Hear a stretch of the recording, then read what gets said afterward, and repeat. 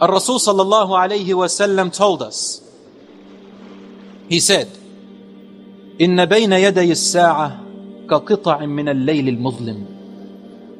Before the end of time, you will see this prevailing sign. What is it? There will be afflictions,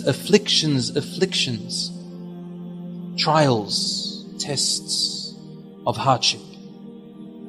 Afflictions that are like smoke filling the air, darkness with dark clouds above you, and it will weaken the heart of a person just like his body weakens.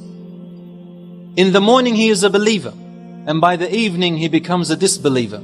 And in the evening he is a believer, and by the morning he is a disbeliever.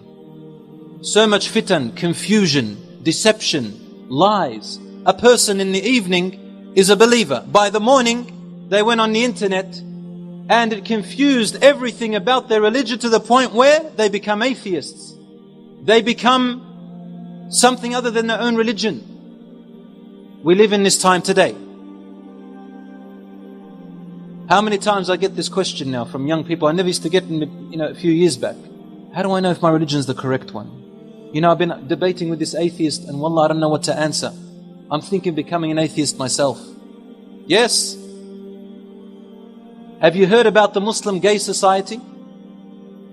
There's one in Sydney, there's one in America, and there's one in London. The one in America is very old, the oldest one. The one in London is second oldest. There is a lesbian mosque and a male gay mosque. Now, Rasul sallallahu alaihi wasallam told us, you will have, before the end of time, a'immatum mudillun. You will have leaders who will lead you astray. In America there is a masjid. Its imam is a woman who gives the khutbah, and she leads the men and women in salat. Even a woman makes the adhan, and the men say takbir when they hear her khutbah. Takbir about what, I wonder?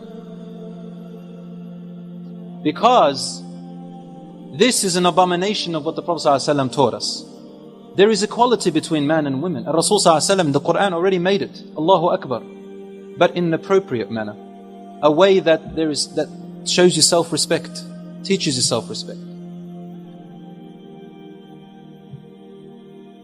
Brothers and sisters in Islam, Rasul ﷺ tells us these people who wake up in the morning believers and by the end of the night they are disbelievers. He said, يَبِعُونَ دِينَهُمْ وَأَخْلَاقَهُمْ بِعَرَضٍ مِّنَ الدُّنْيَا. The reason is that they sell their character, their morals and their religion because of a gain of this world. Lust, desire, money, a car, fame, fortune, whatever, you name it. Rasul ﷺ said, a time shall come when a person is given insight in the daytime. So he's very aware. He can tell you so many things about everything of the world. But in the evening he commits every sin under the sun, takes bribes, becomes dishonest, etc., etc., etc. People are very good in front of people. But when you are alone in secret, they break every sin under the sun, as though Allah is not watching them. This is hypocrisy. And we live in a world of hypocrisy. Brothers and sisters, I want to ask you a question. Think about this. If you take the whole world, it is made up of people. Take away the disbelievers if you don't want them there, and count the Muslims alone, for example. Then the Muslims are made up of nations. These nations are made up of states. These states are made up of communities. The communities are made up of families, and the families are made up of units of families. Each unit of family is made up of members. Unit members, one, a son, a daughter, sons, daughters, father, mother. When this individual and the next individual and the third individual and all these one individuals become hypocrites and corrupt their state, what happens? The whole community is automatically corrupt. The whole state is already automatically corrupt. Then the nation, and then the world. More than 1.something billion Muslims in the world. And look at our state. Look at our state. What were the images we saw? What Rasul sallallahu alayhi wa sallam tells, detrimental hadith, wallah. He said, لا خير فيكم إذا فسد أهل الشام. There is no good in you, O Muslims, when the day comes that the people of Sham are corrupt. Their state is corrupt. They're neglected.